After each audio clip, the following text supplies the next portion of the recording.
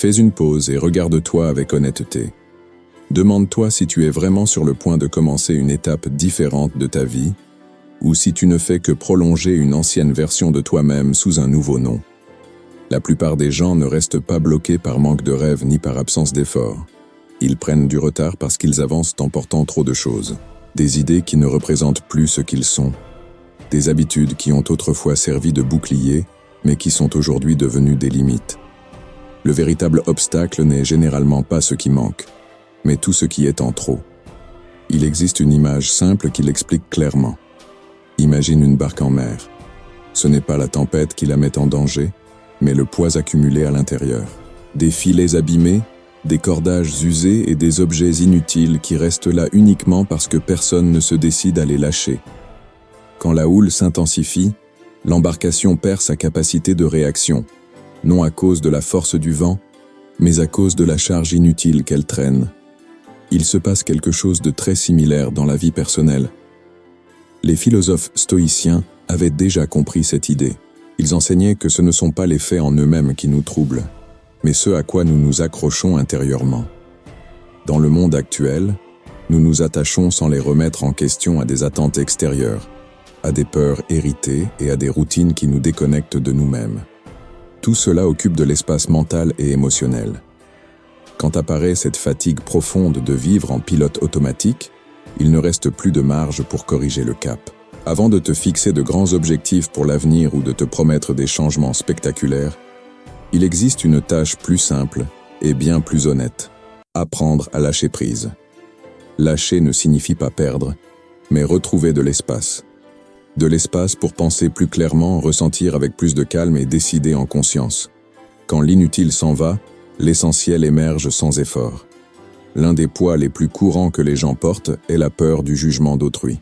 Beaucoup de décisions importantes ne naissent pas d'un désir authentique, mais d'une question silencieuse. Que vont penser les autres? Cette inquiétude, apparemment inoffensive, a façonné des carrières, des relations et des renoncements. Par peur de l'opinion extérieure, tu choisis la sécurité quand tu désires autre chose. Tu te tais lorsque ton intérieur veut s'exprimer et tu repousses des changements urgents parce qu'ils ne correspondent pas à ce que les autres attendent de toi.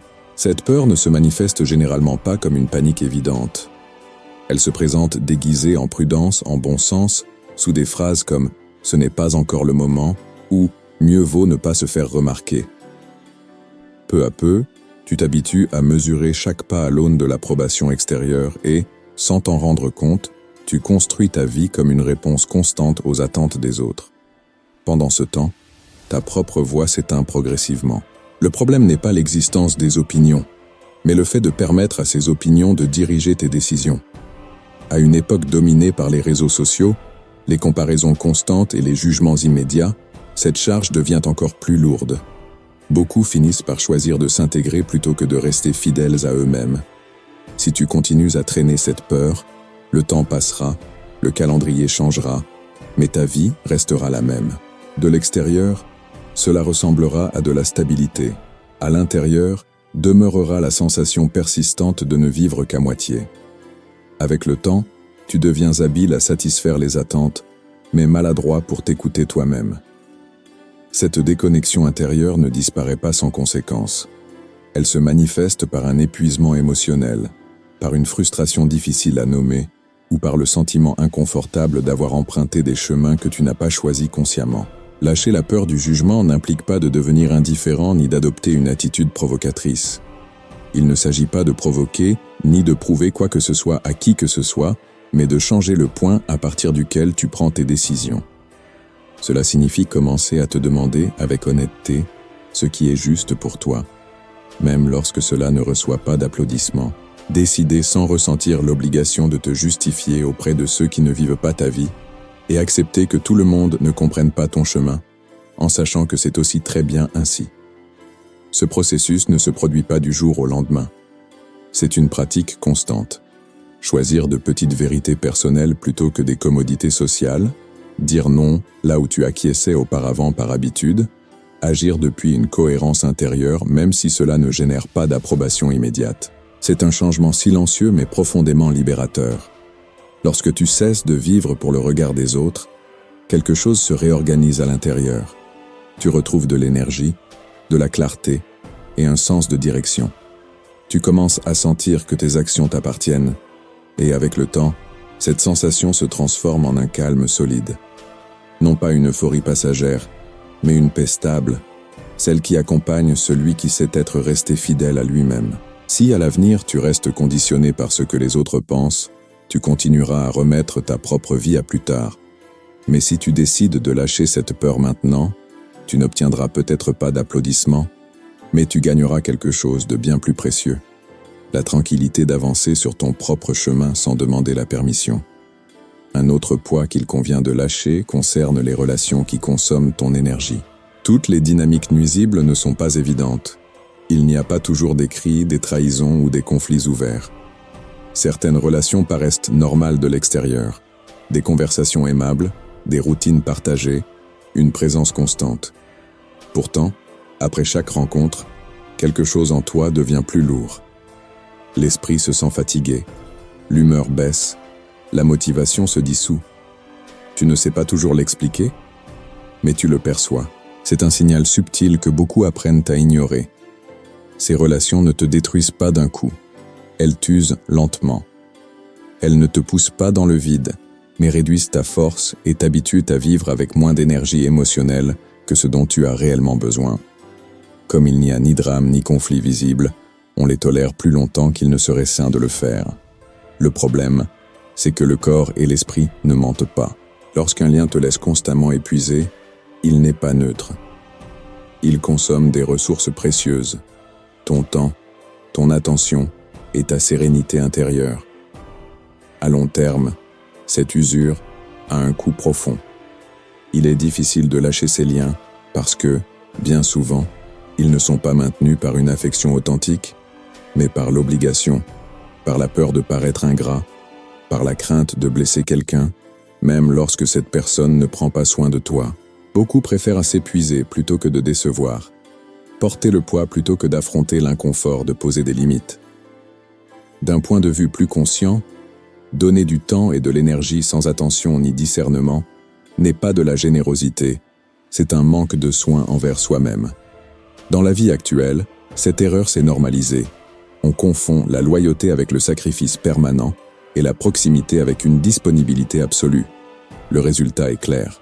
Si tu maintiens ces liens dans le temps, tu arriveras émotionnellement vidé, non pas parce qu'il te manque des personnes autour de toi, mais parce qu'il te manquera de l'espace intérieur. Ton énergie sera dispersée, ta patience épuisée et ta capacité à profiter réduite. Le plus grave est qu'il ne te restera plus de force pour construire des relations plus saines, ni pour investir dans ton propre développement. Lorsque toute ton énergie sert à maintenir des liens qui t'épuisent, il ne reste rien pour nourrir ce qui compte vraiment, tes projets, ton bien-être et ta tranquillité future. Tu commences à vivre dans un état de survie émotionnelle, en répondant aux attentes des autres tout en te mettant toi-même de côté. Lâcher ce type de relation ne demande ni confrontation ni cruauté. Il n'est pas nécessaire de rompre, d'accuser ou de te justifier. Il existe une voie plus sobre et plus efficace. Prendre de la distance de manière consciente. Réduire la présence, diminuer l'investissement émotionnel, cesser de prioriser. Non comme une punition, mais comme un acte de clarté. Tu cesses d'être toujours disponible, tu réponds avec moins d'urgence, tu partages moins de ton monde intérieur et tu ajustes la proximité sans avoir besoin de l'annoncer. Avec le temps, la relation se transforme ou se dissout d'elle-même, sans conflit ni usure supplémentaire. Ce type d'éloignement exige une fermeté intérieure, car au début surgissent souvent la culpabilité ou le sentiment de décevoir quelqu'un. Mais si tu regardes avec honnêteté, tu comprendras que tu n'abandonnes personne, tu prends soin de ton énergie. Et protéger ton énergie n'est pas de l'égoïsme, c'est une responsabilité. Lorsque tu commences à lâcher les relations qui te vident, quelque chose d'inattendu se produit. De l'espace apparaît, du silence mental, de la légèreté émotionnelle. Soudain, tu disposes de plus de patience, de plus de clarté et de plus de présence pour les personnes qui te nourrissent réellement et, surtout, pour toi-même. Toutes les personnes qui ont fait partie de ton passé ne sont pas destinées à t'accompagner dans ton avenir. Certaines ont rempli leur rôle, d'autres sont simplement restées plus longtemps que nécessaire. Accepter cette réalité n'implique ni rejet ni froideur, mais une compréhension mûre du fait que le changement fait naturellement partie de la vie. Si tu traînes pendant des années des liens qui t'épuisent, tu porteras un poids silencieux mais constant, et aucun nouveau calendrier ne compensera une énergie mal protégée. En revanche, lorsque tu décides de lâcher à temps, tu n'obtiens pas une validation extérieure, mais quelque chose de bien plus stable, de la légèreté mentale, une plus grande clarté et la véritable opportunité de construire, avec le temps, une vie plus sereine. Au fond, protéger ton énergie aujourd'hui est une manière directe de préserver ta paix demain. Un autre aspect qui passe souvent inaperçu concerne ces petites habitudes qui sabotent ton bien-être sans faire de bruit.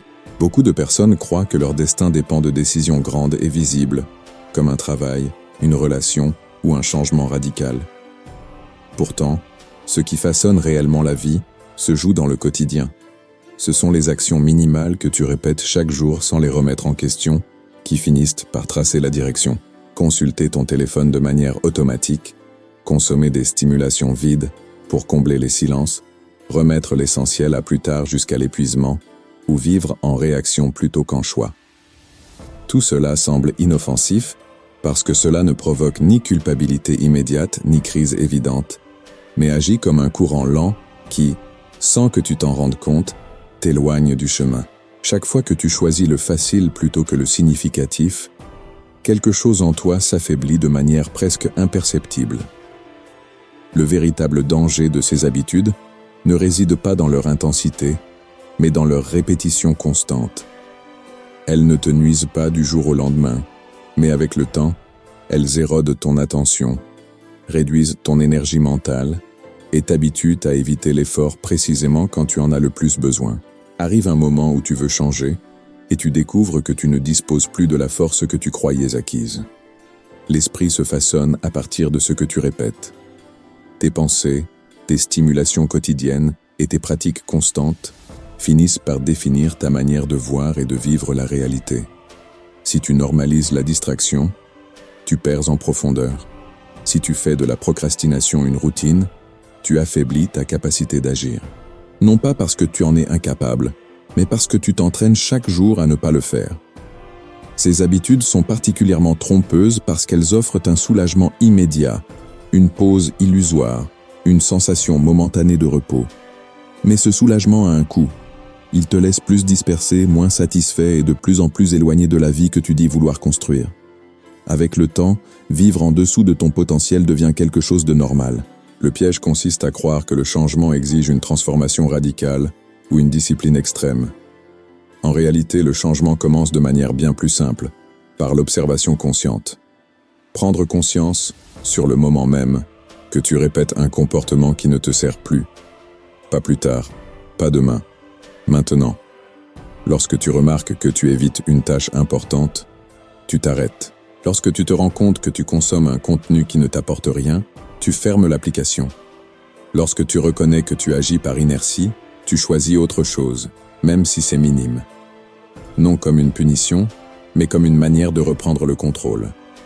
Éliminer ces habitudes avant qu'elles ne deviennent une partie de ton identité ne signifie pas devenir rigide ou obsessionnel.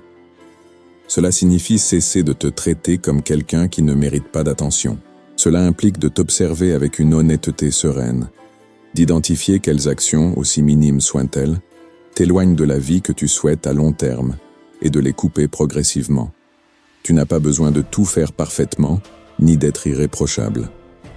Tu as seulement besoin d'arrêter de te nuire de façon constante. Chaque habitude que tu abandonnes libère une petite part d'énergie, de temps et de clarté. Au fil des années, cette accumulation silencieuse se transforme en une force intérieure solide. En réduisant la distraction, tu retrouves la présence. En diminuant la procrastination, la confiance apparaît. Et lorsque tu sors du pilotage automatique, tu recommences à sentir que ta vie t'appartient, non parce que tout devient facile, mais parce que tu choisis à nouveau consciemment. Si tu maintiens ces habitudes dans le temps, tu conserveras aussi la racine de ton stagnation. Aucun changement de calendrier ne peut compenser une routine qui t'affaiblit jour après jour.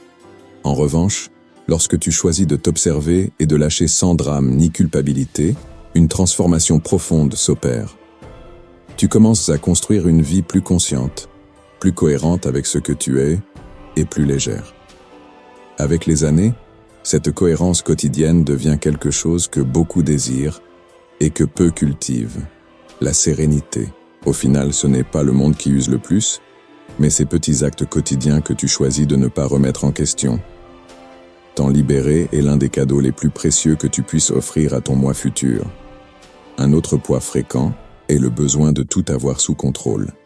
Dans la vie moderne s'est répandue la croyance selon laquelle planifier chaque détail, anticiper les scénarios et s'inquiéter à l'avance garantit la sécurité.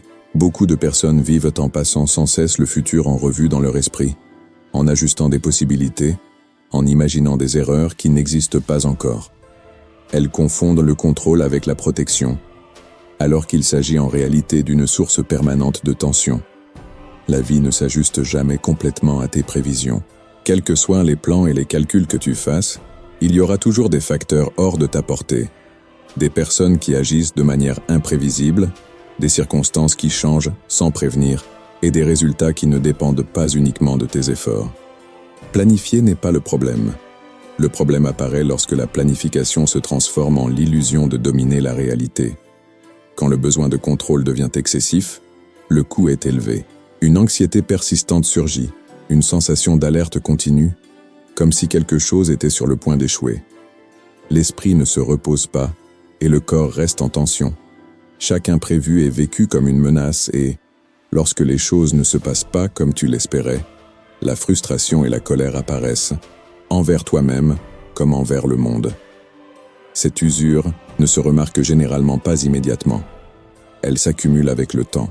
Tu t'habitues à vivre dans une vigilance mentale constante, à vouloir des réponses avant même que les questions n'existent, à tenter de diriger ce qui ne te revient pas, les décisions des autres, leurs réactions, le cours naturel des événements.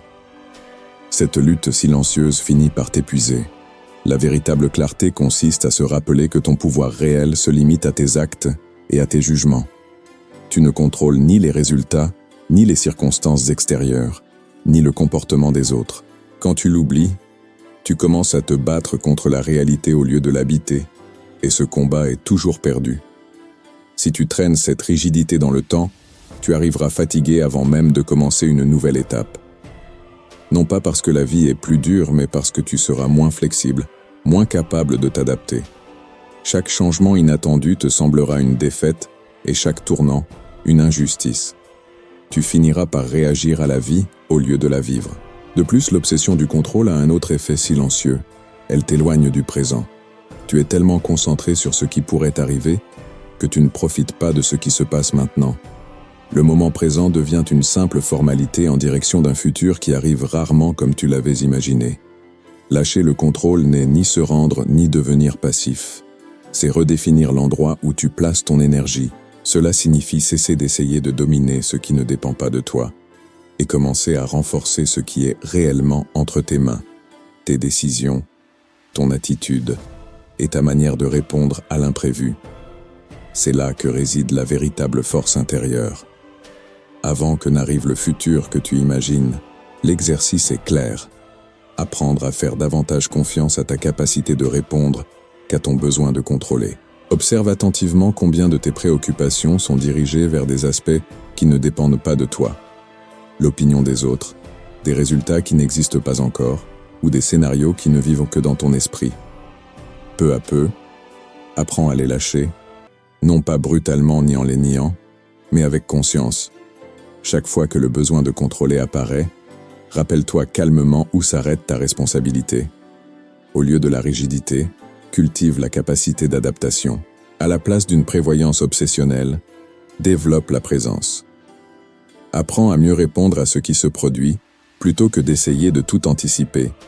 La vie n'exige pas une maîtrise absolue. Elle demande de la flexibilité, une capacité d'ajustement et la confiance que tu pourras faire face à ce qui viendra, même lorsque ce ne sera pas ce que tu attendais. Lorsque tu diminues l'urgence de contrôler, le changement est profond. Le corps se détend et l'esprit devient plus clair. Tu commences à accepter l'incertitude comme une partie naturelle de l'existence, et non comme une menace constante. De cette acceptation naît un calme plus stable que n'importe quel plan parfait. Il ne s'agit pas d'arriver au futur en croyant tout avoir sous contrôle, mais d'y arriver avec de l'énergie, de la clarté et une capacité d'adaptation. L'avenir n'appartient pas à ceux qui tentent de le dominer, mais à ceux qui savent s'y mouvoir sans se briser. Lâcher le contrôle ne t'affaiblit pas, il te libère. Et cette liberté intérieure est l'une des formes de paix les plus profondes que tu puisses construire pour les années à venir. Un autre poids silencieux réside dans les attentes irréalistes, aussi bien celles que tu fais peser sur toi-même que celles que tu projettes sur les autres. Une grande partie de la tension quotidienne ne naît pas de ce qui se passe, mais de ce que tu crois qui devrait se passer. Ces attentes n'apparaissent pas par hasard. Elles se forment lentement au fil de la vie à travers la famille, l'éducation, la culture et la comparaison constante. Tu apprends comment tu devrais être, ce que tu aurais dû accomplir à un certain âge et comment les autres devraient te comporter avec toi. Sans t'en rendre compte, tu adoptes des standards que tu n'as jamais choisis consciemment. Beaucoup de ces idées ne t'appartiennent même pas. Ce sont des héritages invisibles sur la réussite, la stabilité ou l'amour que tu fais tiens simplement parce qu'ils ont toujours été là.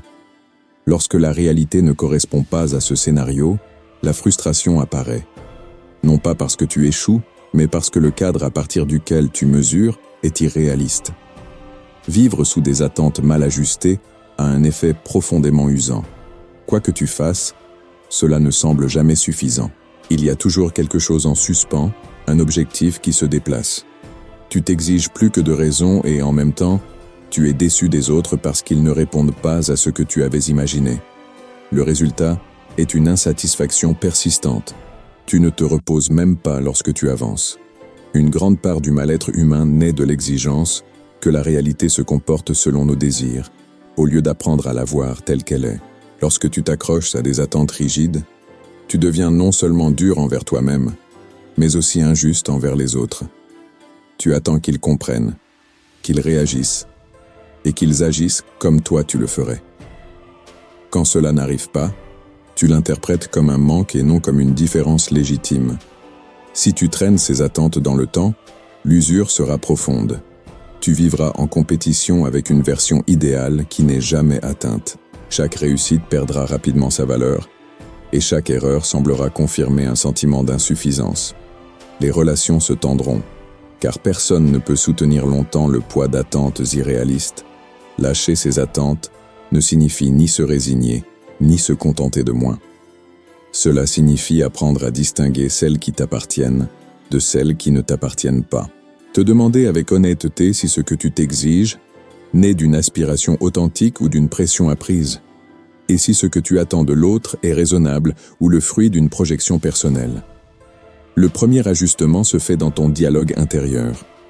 Changer la manière dont tu te parles, passer de l'exigence constante à une évaluation plus juste, reconnaître l'effort, pas seulement le résultat, permettre l'erreur comme une partie naturelle du processus et non comme une faute personnelle. Lorsque tu cesses de t'exiger la perfection, tu récupères l'énergie nécessaire pour réellement t'améliorer. Le deuxième ajustement est externe.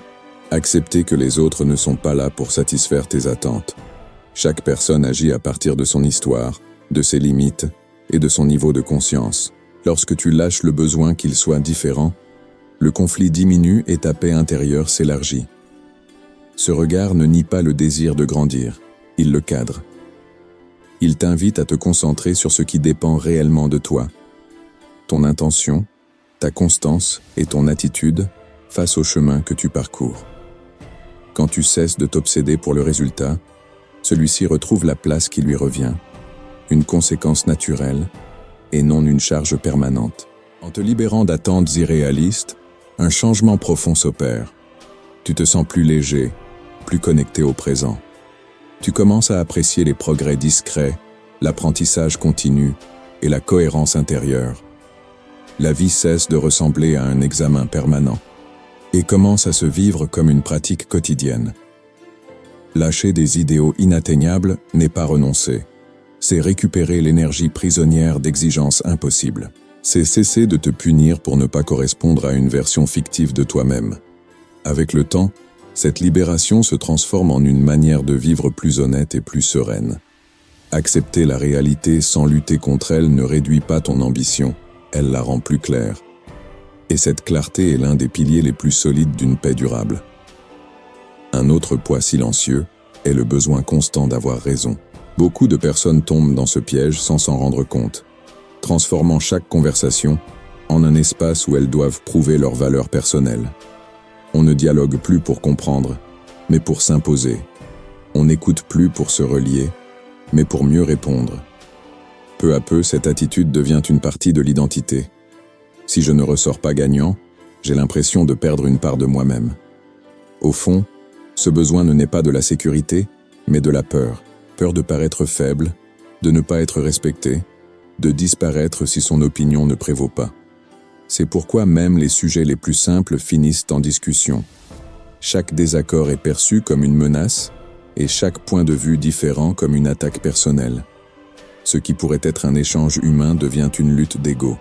Même lorsque tu gagnes l'argument, quelque chose se perd toujours en chemin. Le calme, l'énergie, la proximité. La conversation se termine mais le corps reste tendu. L'esprit continue de repasser ce qui a été dit et le lien se refroidit, même si personne ne l'exprime ouvertement. Défendre sa position en permanence épuise. Vivre sur la défensive use. Les relations deviennent tendues ou superficielles, et les gens cessent de s'ouvrir parce qu'ils pressentent qu'ils seront corrigés plutôt qu'écoutés. Sans t'en rendre compte, tu peux te retrouver entouré de silence ou d'échanges vides, même en étant accompagné. L'esprit, lui non plus, ne se repose pas, toujours en alerte, prêt à se justifier ou à contre-attaquer. Cette tension accumulée se manifeste par de l'irritabilité, de la fatigue mentale et une difficulté à profiter du présent. Quand l'esprit est en compétition, il ne sait pas se détendre. Si tu entretiens ce besoin dans le temps, tu avanceras chargé de conflits inutiles. Tu continueras à gagner des discussions, mais à perdre la paix, et avec les années, cet échange perd tout son sens. Lâcher l'obsession d'avoir raison ne signifie pas devenir passif, ni renoncer à ton discernement. Cela signifie apprendre à mieux choisir où placer ton énergie. Savoir quand garder le silence, écouter sans préparer une réponse immédiate, et permettre aux autres de penser différemment, sans sentir que cela te diminue. Parfois, la véritable force réside dans le fait de ne pas répondre, de le faire avec calme ou d'accepter que tous les désaccords n'ont pas besoin d'être résolus. Faire passer la paix avant la victoire est une forme profonde d'intelligence émotionnelle. Ce changement ne se produit pas du jour au lendemain. Au début, l'élan de corriger surgit automatiquement, mais lorsque tu fais une pause et que tu respires avant de parler, quelque chose de nouveau apparaît. Le corps se détend, la conversation devient plus fluide et le lien plus humain. Tu découvres que tu ne perds pas de valeur en n'imposant pas ton opinion. Au contraire, tu gagnes en respect et en tranquillité. Lorsque tu cesses de lutter pour avoir raison, tu récupères quelque chose de bien plus précieux. Légèreté mentale, clarté émotionnelle et présence réelle avec les autres. Tu ne sors plus des conversations épuisées, mais apaisées. L'avenir n'a pas besoin que tu aies raison sur tout. Il a besoin que tu y arrives en paix avec toi-même. Il n'est pas nécessaire de gagner des discussions, ni de convaincre qui que ce soit. Ce qui compte vraiment, c'est d'avancer avec l'esprit plus léger. Un esprit calme pense avec plus de clarté, vit avec davantage d'équilibre et traverse le temps avec plus de dignité. Un autre facteur, plus lourd qu'il n'y paraît, est le bruit numérique sans limite. Nous vivons à une époque où le silence a presque disparu. Notifications incessantes, messages qui interrompent, réseaux qui réclament une attention constante. Le téléphone vibre, l'écran s'allume, et sans t'en rendre compte, ton attention est arrachée de l'endroit où elle se trouvait. Il n'y a plus de véritable pause ni de repos profond. Même dans la solitude, l'esprit est rarement tranquille. C'est le bruit permanent de la vie actuelle. Il n'est pas assourdissant, mais il ne s'arrête jamais. Le problème n'est pas la technologie en soi, mais le manque de discernement dans son usage.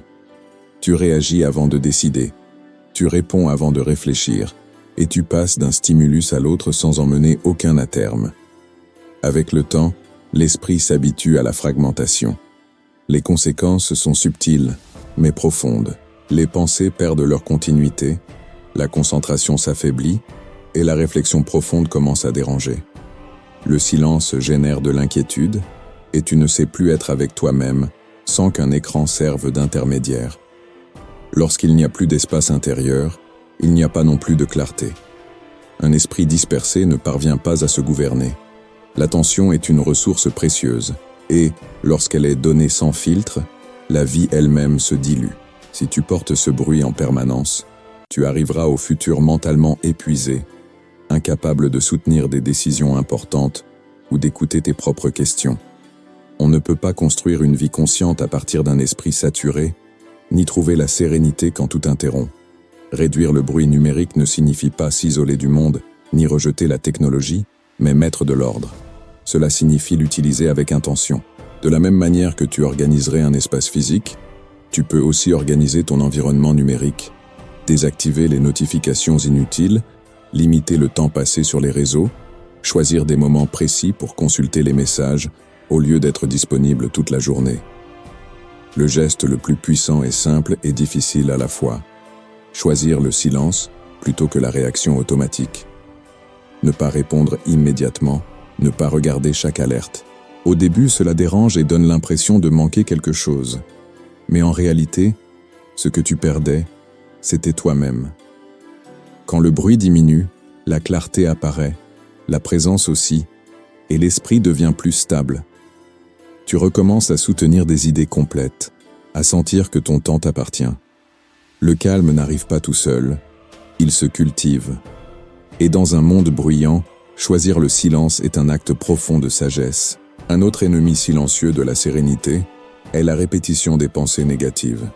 Elles n'arrivent pas avec fracas ni avertissement clair.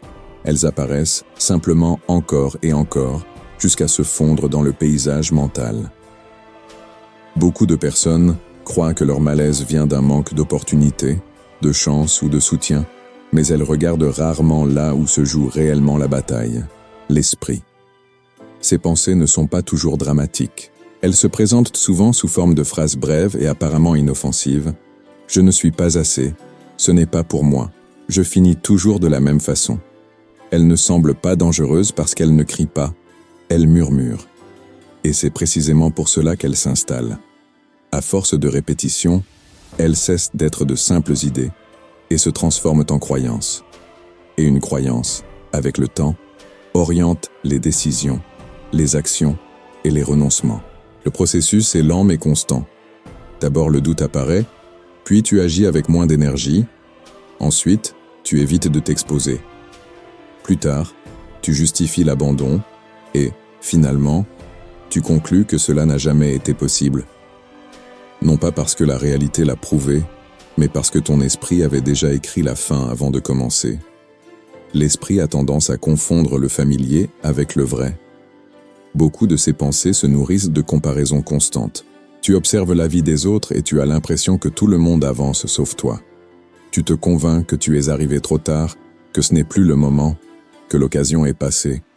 Ce n'est pas une attaque directe, mais une usure continue, comme une goutte qui tombe toujours au même endroit jusqu'à l'éroder.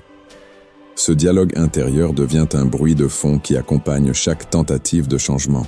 Même lorsque tu décides de faire quelque chose de différent, cette voix apparaît pour te rappeler des erreurs passées. Elle ne le fait pas pour te protéger, mais pour te maintenir dans ce qui est connu, même si cela ne te sert plus. L'esprit s'accroche souvent à ce qu'il connaît parce qu'il y trouve une fausse sensation de sécurité, même lorsque ce terrain familier fait mal ou limite. Il préfère répéter ce qu'il comprend déjà plutôt que d'affronter l'incertain. Les penseurs stoïciens ont compris ce mécanisme avec une grande lucidité.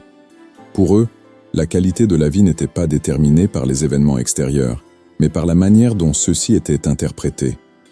Non parce que les pensées auraient un pouvoir sur le monde, mais parce qu'elles définissent la façon dont tu réagis à ce qui t'arrive. Deux personnes peuvent traverser la même situation et vivre des expériences totalement différentes selon le récit qu'elles construisent intérieurement. Lorsque l'esprit est dominé par des idées négatives, il n'a pas besoin d'obstacles extérieurs pour échouer. Il devient son propre frein. Il commence à se comporter comme si l'issue négative était inévitable et, en agissant depuis cette attente, il finit par la confirmer. Non parce qu'il s'agit d'une vérité objective, mais parce que chaque action est déjà conditionnée par ce scénario intérieur. Si tu maintiens ces schémas mentaux dans le temps, le nouveau ne parvient pas à entrer dans ta vie. Même les opportunités sont perçues comme des menaces. Le doute, la procrastination et la justification permanente apparaissent. Puis tu conclus que rien ne change, alors qu'en réalité, ce qui reste intact, c'est le dialogue que tu répètes en toi. Se libérer des pensées négatives récurrentes ne signifie pas lutter contre l'esprit, ni se forcer à adopter une attitude positive permanente. L'approche stoïcienne propose quelque chose de plus sobre et efficace. L'observation consciente. Chaque pensée peut être vue avec une certaine distance, non comme un ordre à exécuter, mais comme un phénomène passager. Lorsqu'une idée négative surgit, il n'est pas nécessaire d'y croire, ni de la combattre immédiatement. Il suffit de reconnaître sa présence. Elle est là, tu la vois, mais tu ne l'alimentes pas et tu ne la transformes pas en vérité automatique. Tu te demandes calmement s'il s'agit d'un fait réel ou d'une interprétation apprise. Ce geste simple transforme la relation avec ton monde intérieur. Remettre en question une pensée ne consiste pas à la nier, mais à l'examiner avec honnêteté. Est-elle absolument vraie? Existe-t-il des preuves réelles ou seulement des souvenirs partiels?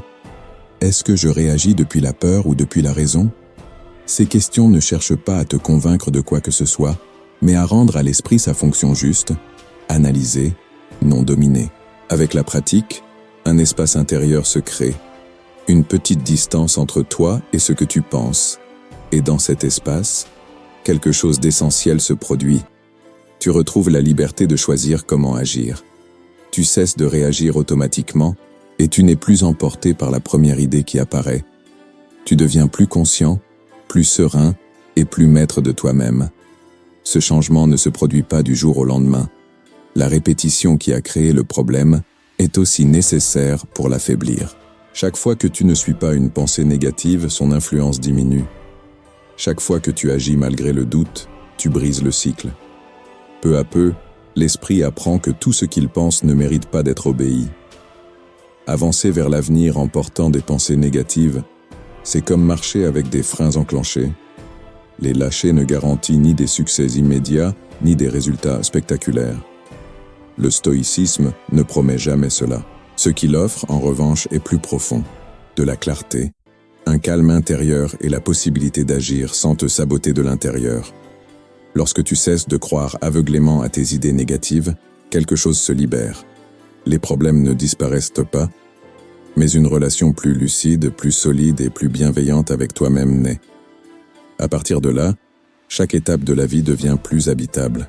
Décider de ne plus laisser ces pensées définir tes décisions n'est pas du déni, c'est de la maturité. C'est comprendre que ta paix ne dépend pas du contrôle du monde, mais de l'apprentissage de la maîtrise de ton esprit. Et c'est l'une des formes de liberté les plus profondes qu'une personne puisse atteindre. Une autre habitude silencieuse et profondément épuisante est celle de te comparer aux autres. Elle n'apparaît pas comme un choc soudain, mais comme une pratique quotidienne. Tu regardes un écran, observes les autres, et sans t'en rendre compte, tu commences à évaluer ta vie selon des critères qui ne t'appartiennent pas.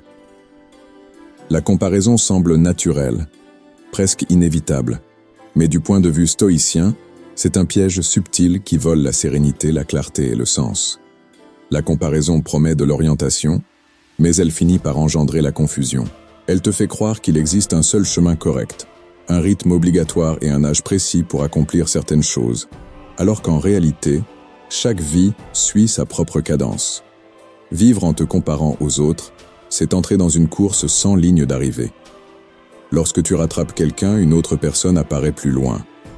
Quand tu penses bien avancer, quelqu'un semble faire mieux que toi. Dans ce jeu, personne ne gagne vraiment. Il y aura toujours quelqu'un de plus jeune, de plus rapide, de plus visible ou de plus reconnu. Se comparer, c'est avancer sans but clair, courir sans savoir où ni pourquoi. Le problème n'est pas d'observer les autres, mais d'utiliser leur vie comme un critère pour juger la tienne. C'est là que tu perds le cap. Tu cesses d'écouter tes véritables besoins et tu commences à poursuivre ce qui semble précieux pour les autres. Peu à peu, tes décisions ne naissent plus de ton discernement, mais de la peur de rester en arrière, et tu finis par vivre dans la réaction plutôt que dans le choix. L'une des conséquences les plus profondes de cette habitude est la détérioration de la valeur personnelle.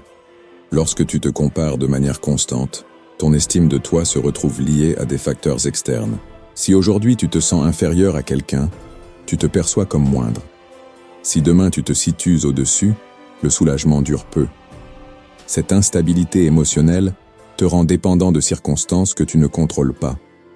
Les stoïciens rappelaient que les seules choses qui nous appartiennent réellement sont le jugement, l'intention et l'action. Tout le reste est fragile et changeant.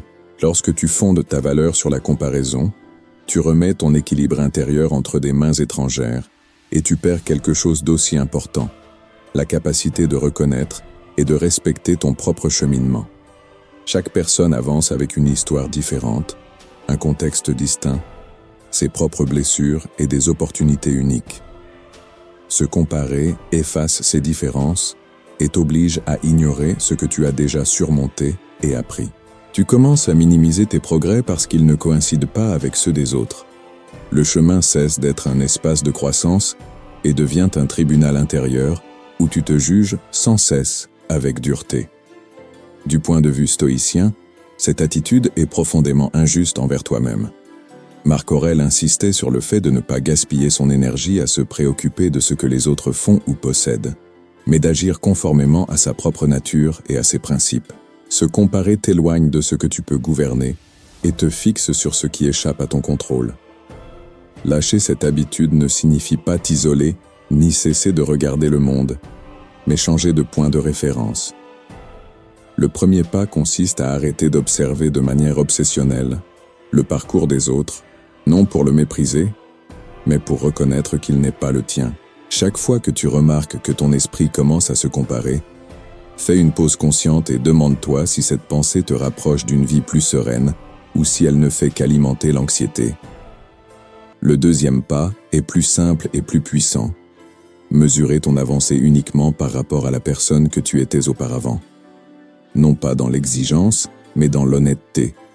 Peut-être qu'aujourd'hui tu es un peu plus conscient, plus patient ou plus fidèle à tes valeurs. Cette comparaison-là a du sens, car elle te rend le contrôle et te montre un progrès réel, même s'il est lent. La croissance authentique est rarement spectaculaire.